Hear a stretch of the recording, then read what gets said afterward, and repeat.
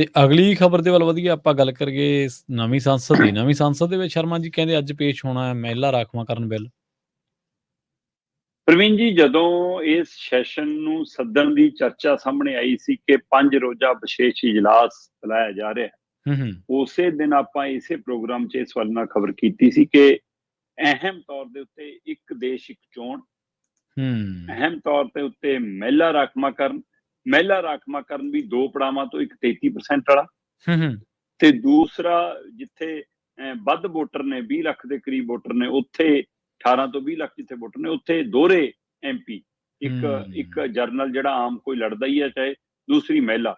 ਸੋ ਇਸ ਹਵਾਲੇ ਨਾਲ ਇਹ 3 ਪਹਿਲੂਆਂ ਦੀ ਖਾਸੀ ਚਰਚਾ ਸੀ ਕਿ ਇਹਨਾਂ 'ਚ ਕੁਝ ਵੀ ਹੋ ਸਕਦਾ। ਜੀ ਹੁਣ ਜਿੰਨਾ ਕੁ ਨਿੱਤਰ ਕੇ ਖਬਰ ਬਾਹਰ ਆਈ ਹੈ ਉਹ ਇਹੀ ਆਈ ਹੈ ਕਿ ਮਹਿਲਾ ਰਾਖਵਾਂਕਰਨ ਬਿੱਲ ਦੇ ਉੱਤੇ ਅੱਗੇ ਵਧ ਰਹੇ ਨੇ, ਪਰ ਅਜੇ ਤੱਕ ਇਹ ਫਿਰ ਵੀ ਸਪਸ਼ਟ ਨਹੀਂਗਾ ਕਿ ਕੀ ਜਿਹੜਾ ਪਹਿਲਾਂ 33% ਵਾਲਾ ਮਹਿਲਾ ਰਾਖਵਾਂਕਰਨ ਬਿੱਲ ਹੈ ਉਸੇ ਤੇ ਸਰਕਾਰ ਅੱਗੇ ਵਧਣ ਜਾ ਰਹੀ ਹੈ ਜਾਂ ਉਸ ਦੀ ਨਵੀਂ ਰੂਪਰੇਖਾ ਦੇ ਨਾਲ ਨਵਾਂ ਬਿੱਲ ਲਿਆਊਗੀ। ਬਿਲਕੁਲ ਸਹੀ ਹੈ। ਜਾਂ ਮਤਲਬ ਦੋਹਰੇ MP ਵਾਲਾ ਜਿਹੜਾ ਪਹਿਲਾਂ ਸਮੇਂ ਵਰਤਾਰਾ ਰਿਹਾ, ਇੱਕ ਸੀਟ ਦੇ ਉੱਤੇ 2 MP, ਕੀ ਉਸ ਦੇ ਉੱਤੇ ਇੱਕ MP ਨੂੰ ਦੇ ਜਿਹਦੇ ਰਹਿ ਕੇ ਇੰਨੀ ਸੀਟਾਂ ਹੋ ਸਕਦੀਆਂ 170 ਦੇ ਕਰੀਬ। ਸੋ ਕੀ ਉਹ ਪੈਮਾਨਾ ਹੈ ਕਿ ਉੱਥੇ ਮਤਲਬ ਜੇ 150 ਸੀਟਾਂ 300 MP ਹੋਣਗੇ 150 ਸੀਟਾਂ ਤੇ, ਇੱਕ ਜਿਹੜਾ ਆਮ ਪਹਿਲਾਂ ਕੋਈ ਵੀ ਲੜ ਸਕਦਾ ਤੇ ਦੂਸਰਾ ਉੱਥੇ ਮਹਿਲਾ ਹੋਊਗੀ। ਸੋ ਇਹਨਾਂ ਦੋਵਾਂ ਚੋਂ ਕਿਹੜਾ, ਪਰ ਮੁੱਖ ਤੌਰ ਤੇ ਮੰਨਿਆ ਜਾ ਰਿਹਾ ਕਿ ਹੁਣ ਇਹ 33% ਵਾਲਾ ਰਾਖਵਾਂਕਰਨ ਲੈ ਕੇ ਆ ਸਕਦੇ ਨੇ। ਠੀਕ ਹੈ। ਉਹਦੇ ਪਹਿਲੂ ਨੇ 18 ਤੋਂ 22 ਸਤੰਬਰ ਤੱਕ ਦਾ ਵਿਸ਼ੇਸ਼ ਸੈਸ਼ਨ ਹੈ ਜੀ, ਤੇ ਚਰਚਾ ਬਾਹਰ ਆਉਂਦੀ ਹੈ ਕਿ 4 ਬਿੱਲ ਲਿਆਉਣੇ ਆ ਜੀ। ਉਹਨਾਂ 4 ਬਿੱਲਾਂ 'ਚ ਨਾ ਇੱਕ ਦੇਸ਼ ਇੱਕ ਚੋਣ ਦਾ ਜ਼ਿਕਰ ਹੈ ਕਿਤੇ, ਨਾ ਮਹਿਲਾ ਰਾਖਵਾਂਕਰਨ ਵਾਲੇ ਬਿੱਲ ਦਾ ਜ਼ਿਕਰ ਹੈ। ਪਹਿਲੇ ਦਿਨ ਦਾ ਸੈਸ਼ਨ ਪੁਰਾਣੀ ਸੰਸਦ ਚੱਲਦਾ ਹੈ, ਉੱਥੇ ਨਰਿੰਦਰ ਮੋਦੀ ਜੀ ਪਹਿਲੇ ਪ੍ਰਧਾਨ ਮੰਤਰੀਆਂ ਤੋਂ ਲੈ ਕੇ ਆਪਣੇ ਤੱਕ ਲਿਆਉਂਦੇ ਫਿਰ ਸਾਰਾ ਗੋਗਾ ਆਪਣੀ ਸਰਕਾਰ ਦਾ ਗਾਉਂਦੇ ਨੇ। ਬੇਸ਼ੱਕ ਉਹ ਨਹਿਰੂ ਨੂੰ ਵੀ ਯਾਦ ਕਰਦੇ ਨੇ ਕਿ ਆਜ਼ਾਦੀ ਤੋਂ ਬਾਅਦ ਪਹਿਲਾ ਭਾਸ਼ਣ ਇਸੇ ਸੰਸਦ 'ਚ ਹੋਇਆ ਜੀ, ਹੈ ਨਾ। ਚਾਹੇ ਉਹ ਲਾਲ ਬਹਾਦਰ ਸ਼ਾਸਤਰੀ ਨੂੰ ਵੀ ਯਾਦ ਕਰਦੇ ਨੇ, ਉਹ ਇੰਦਰਾ ਦਾ ਹਵਾਲਾ ਦੇ ਕੇ ਬੰਗਲਾਦੇਸ਼ ਦੀ ਗੱਲ ਕਰਦੇ ਨੇ, ਰਾਜੀਵ ਗਾਂਧੀ ਦਾ ਜ਼ਿਕਰ ਆਉਂਦਾ ਹੈ, ਮਨਮੋਹਨ ਸਿੰਘ ਦਾ ਜ਼ਿਕਰ ਆਉਂਦਾ ਹੈ, ਵਾਜਪਾਈ ਜੀ ਦਾ ਜ਼ਿਕਰ ਆਉਂਦਾ ਹੈ, ਤੇ ਫਿਰ ਲਿਆ ਕੇ ਆਪਣੇ ਤੇ ਕਿ ਅਸੀਂ GST ਦਿੱਤਾ, ਅਸੀਂ ਆਹ ਦਿੱਤਾ, ਅਸੀਂ ਇੰਨੀ ਸਬਸਿਡੀ ਦਿੱਤੀ, ਇੰਨਾ ਰਾਖਵਾਂਕਰਨ ਦਿੱਤਾ, ਅਸੀਂ ਇੰਨੀਆਂ ਨੌਕਰੀਆਂ, ਬੜਾ ਕੁਛ ਗਣਾਇਆ ਆਪਣੇ ਵੱਲੋਂ, ਮਤਲਬ ਕਿ ਸਾਰਾ ਕੁਝ ਸਾਡੇ ਟਾਈਮ 'ਚ ਹੋਇਆ। ਉਹ ਗਣਾ ਕੇ ਹੁਣ ਨਵੀਂ ਸੰਸਦ 'ਚ ਅੱਜ ਦਿਨ ਭਾਰਤੀ ਸਮੇਂ ਅਨੁਸਾਰ ਅੱਜ ਮੰਗਲਵਾਰ ਦੀ ਸਵੇਰ ਹੈ, ਸੋ ਅੱਜ 19 ਤਰੀਕ ਤੋਂ ਹੁਣ 22 ਤਰੀਕ ਤੱਕ ਨਵੀਂ ਸੰਸਦ 'ਚ ਚੱਲਣਾ ਸੈਸ਼ਨ। ਪਰ ਕੱਲ ਦੇਰ ਸ਼ਾਮ ਅਚਾਨਕ ਕੈਬਨਿਟ ਦੀ ਬੈਠਕ ਦਾ ਸੁਨੇਹਾ ਮਿਲਦਾ ਜੀ ਕਿ ਹਾਂਜੀ ਕੈਬਨਿਟ ਦੀ ਬੈਠਕ ਹੋਣ ਜਾ ਰਹੀ ਹੈ, ਤੇ ਨਰਿੰਦਰ ਮੋਦੀ ਦੀ ਅਗਵਾਈ ਹੇਠ ਉਹ ਜਿਹੜੀ ਕੈਬਨਿਟ ਦੀ ਬੈਠਕ ਹੁੰਦੀ ਹੈ, ਉਸ ਕੈਬਨਿਟ ਦੀ ਬੈਠਕ ਮੁਕੰਮਲ ਹੋਣ ਤੋਂ ਬਾਅਦ ਅਧਿਕਾਰਕ ਤੌਰ ਤੇ ਬੈਠਕ 'ਚ ਕੀ ਤੈਅ ਹੋਇਆ ਇਹਦੀ ਜਾਣਕਾਰੀ ਜਨਤਕ ਨਹੀਂ ਕੀਤੀ ਜਾਂਦੀ। ਠੀਕ ਹੈ। ਅਧਿਕਾਰਕ ਤੌਰ ਤੇ ਮੀਡੀਆ ਨੂੰ ਉਹਦੀ ਬਰੀਫਿੰਗ ਕਰਕੇ ਨਹੀਂ ਦੱਸਿਆ ਜਾਂਦਾ। ਨਹੀਂ, ਇੱਕ ਮੰਤਰੀ ਦੀ ਡਿਊਟੀ ਜ਼ਰੂਰ ਲੱਗੀ ਹੁੰਦੀ ਹੈ ਕਿ ਤੈਂ ਆ ਕੇ ਭਾਈ ਬਰੀਫ ਕਰਨਾ, ਅੱਜ ਕੈਬਨਿਟ 'ਚ ਪਾਸ ਹੋਇਆ, ਇਸ ਗੱਲ ਤੇ ਅੱਗੇ ਵਧਾਂਗੇ, ਨਹੀਂ ਕੀਤੀ। ਅੱਛਾ, ਮੈਂ ਪਹਿਲੇ ਦਿਨ ਤੋਂ ਕਹਿੰਦਾ ਆ ਰਿਹਾ ਕਿ ਭਾਈ ਇਹਨਾਂ ਨੇ ਜੋ ਕਰਨਾ ਹੁੰਦਾ ਹੈ ਉਹ ਸੰਸਦ ਮੈਂਬਰਾਂ ਨੂੰ ਤਾਂ ਛੱਡੋ, ਭਾਜਪਾ ਦੇ ਸੰਸਦ ਮੈਂਬਰਾਂ ਨੂੰ ਵੀ ਨਹੀਂ ਪਤਾ ਹੁੰਦਾ, ਉਹ ਕੈਬਨਿਟ ਮੰਤਰੀਆਂ ਨੂੰ ਵੀ ਨਹੀਂ। ਕੱਲ ਕੈਬਨਿਟ ਬੈਠਕ ਦੇ ਵਿੱਚ ਬੈਠੇ ਮੰਤਰੀਆਂ ਨੂੰ ਨਹੀਂ ਪਤਾ ਸੀ ਕਿ ਅੱਜ ਕੀ ਹੋਣਾ। ਠੀਕ ਹੈ। ਸੋ ਇਸ ਲਈ ਅਚਾਨਕ ਕਹਿੰਦੇ ਜੀ ਕਿ ਮਹਿਲਾ ਰਾਖਵਾਂਕਰਨ ਵਾਲਾ ਮਸਲਾ ਆਇਆ, ਤੇ ਉਸ ਤੋਂ ਬਾਅਦ ਉਹਨਾਂ ਨੂੰ ਕਿਹਾ ਕਿ ਆਪਾਂ ਇਸ ਨੂੰ ਬਿੱਲ ਲੈ ਕੇ ਆਵਾਂਗੇ। ਸੋ ਮਨਜ਼ੂਰੀ ਮਿਲ ਗਈ ਕੈਬਨਿਟ ਦੀ, ਤੇ ਹੁਣ ਬਿੱਲ ਆਊਗਾ ਜੀ, ਤੇ ਬਿੱਲ ਦੇ ਉੱਤੇ ਕਹਿੰਦੇ ਜੀ ਮੋਹਰਾਂ ਲਵਾਉਣੀਆਂ। ਅਸਲ 'ਚ ਕੀ ਪਹਿਲੂ ਹੈ, JP ਨੱਡਾ ਨੇ ਕੱਲ 50-60 MP ਆਪਣੇ ਘਰੇ ਸੱਦ ਕੇ ਬੈਠਕ ਕੀਤੀ ਉਹਨਾਂ ਨਾਲ।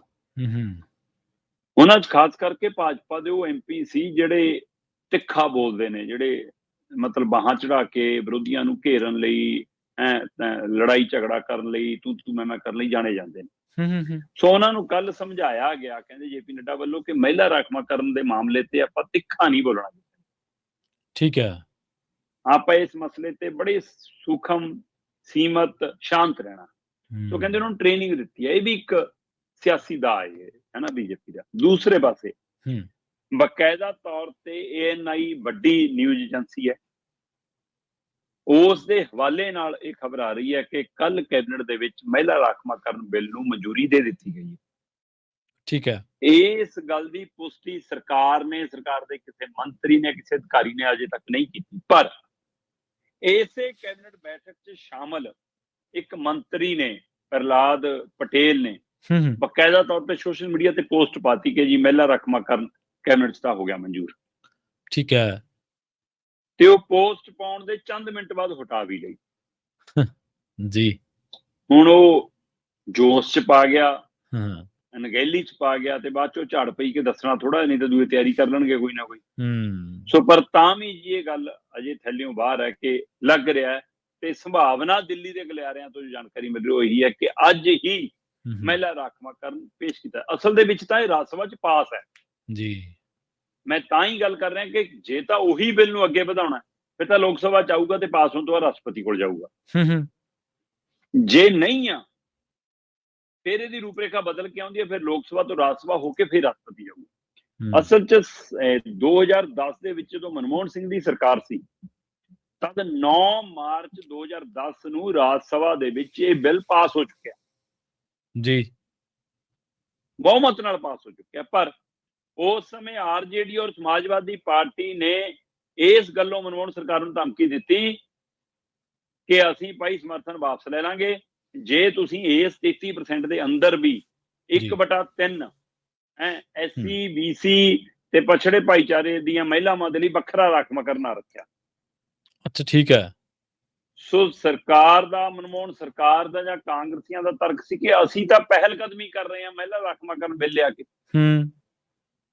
ਤੇ ਕੁੱਲ ਐਮਪੀ ਜਿੰਨੇ ਚੁਣੇ ਜਾਂਦੇ ਨੇ ਉਹਨਾਂ ਚ ਕੋਟਾ ਤੈਅ ਆ ਐਸਸੀ ਬੀਸੀ ਤੇ ਪਛੜੇ ਵਰਗ ਦਾ। ਸੋ ਉਸ ਕੋਟੇ ਚੋਂ ਹੀ 33% ਚੋਂ ਵੀ ਉਹਨਾਂ ਨੂੰ ਕੋਟਾ ਮਿਲਣਾ ਹੀ ਮਿਲਣਾ। ਠੀਕ ਹੈ। ਤੇ ਸਮਾਜਵਾਦੀ ਪਾਰਟੀ ਔਰ ਆਰਜੇਡੀ ਵਾਲੇ ਕਹਿੰਦੇ ਕਿ ਆਰਜੇਡੀ ਵਾਲੇ ਉਸ ਸਮੇਂ 2010 ਕਹਿੰਦੇ ਕਿ ਨਾ 33% ਚੋਂ ਵੀ 1/3 1/3 ਵੱਖਰਾ ਦਿਓ, ਤੇ ਨਹੀਂ ਅਸੀਂ ਸਮਰਥਨ ਵਾਪਸ ਲੈਣ ਲੱਗੇ ਹਾਂ। ਸਮਰਥਨ ਵਾਪਸ ਲੈਣ ਦਾ ਮਤਲਬ ਸੀ ਮਨਮੋਹਨ ਸਰਕਾਰ ਡਿੱਗ ਜਾਣੀ ਸੀ, ਯੂਪੀਏ ਸਰਕਾਰ ਡਿੱਗ ਜਾਣੀ ਸੀ। ਠੀਕ ਹੈ। ਸੋ ਇਸ ਡਰ ਤੋਂ ਕਿ ਸਰਕਾਰ ਨਾ ਡਿੱਗੇ ਕਹਿੰਦੇ ਜੀ ਕਿ ਇਹਨਾਂ ਨੇ ਬਕਾਇਦਾ ਤੌਰ ਦੇ ਉੱਤੇ ਰੋਕ ਲਿਆ, ਲੋਕ ਸਭਾ ਚ ਬਿੱਲ ਨਹੀਂ ਲਿਆਂਦਾ। ਹੁਣ ਕੱਲ ਪਹਿਲੇ ਦਿਨ ਜਦੋਂ ਚਰਚਾ ਹੋਈ ਤਾਂ ਉਸ ਦਿਨ ਵੀ ਸੋਨੀਆ ਗਾਂਧੀ ਨੇ ਕਹਿੰਦੇ ਸਵਾਲ ਖੜਾ ਕੀਤਾ ਕਿ ਮਹਿਲਾ ਰਾਖਵਾਂਕਰਨ ਬਿੱਲ ਕਿੱਥੇ ਆ। ਜਾਂ ਤਾਂ ਕਾਂਗਰਸ ਨੂੰ ਭਣਕ ਲੱਗ ਗਈ ਹੋਣੀ ਕਿ ਸ਼ਾਮ ਨੂੰ ਕੈਬਨਿਟ ਚ ਕਰਨਗੇ, ਜਾਂ ਤੁੱਕਾ ਚੱਲ ਗਿਆ।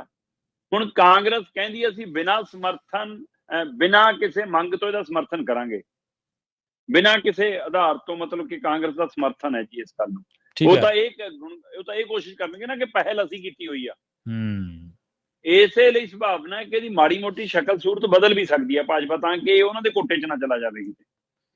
ਸੋ ਇਹ ਖੇਲ ਜੋ ਮਰਜ਼ੀ ਹੋਵੇ ਜੀ, ਉਮੀਦ ਕੀਤੀ ਜਾ ਰਹੀ ਹੈ ਕਿ ਮਹਿਲਾ ਰਾਖਵਾਂਕਰਨ ਬਿੱਲ ਦੇ ਨਾਲ ਭਾਰਤੀ ਸੰਸਦ ਦੇ ਵਿੱਚ ਹੁਣ ਹਰ ਤੀਜਾ ਸੰਸਦ ਮੈਂਬਰ ਮਹਿਲਾ ਔਰਤ ਬੀਬੀ ਹੋਏਗੀ। ਠੀਕ ਹੈ। 33% ਦਾ ਮਤਲਬ ਹਰ ਤੀਸਰਾ ਉਹ ਬਣ ਜਾਣਾ। ਅੱਜ ਦੀ ਸਥਿਤੀ ਜੇਕਰ ਤੁਸੀਂ ਦੇਖੋ ਤਾਂ ਲੋਕ ਸਭਾ ਦੇ ਵਿੱਚ ਮਤਲਬ ਕਿ ਲੋਕ ਸਭਾ ਦੇ ਵਿੱਚ 82 ਮੈਂਬਰ ਨੇ ਜੀ ਜਿਹੜੀਆਂ ਬੀਬੀਆਂ, ਤੇ ਮਤਲਬ 15% ਬਣਦਾ। ਰਾਜ ਸਭਾ ਦੇ ਵਿੱਚ 31 ਨੇ ਜੀ, ਠੀਕ ਹੈ, 13% ਬਣਦਾ। ਜਿਵੇਂ ਵਿਧਾਨ ਸਭਾ ਦੀ ਗੱਲ ਕਰਾਂ, ਚਾਹੇ ਉਹ ਪੰਜਾਬ ਹੈ, ਚਾਹੇ ਹਰਿਆਣਾ ਹੈ, ਚਾਹੇ ਹਿਮਾਚਲ ਹੈ, ਰਾਜਸਥਾਨ, ਜੇਕਰ ਮੈਂ ਆਪਣੇ ਖੇਤਰ ਦੀ ਗੱਲ ਕਰਾਂ ਤਾਂ 10 ਤੋਂ 12% ਬੀਬੀਆਂ ਨੇ।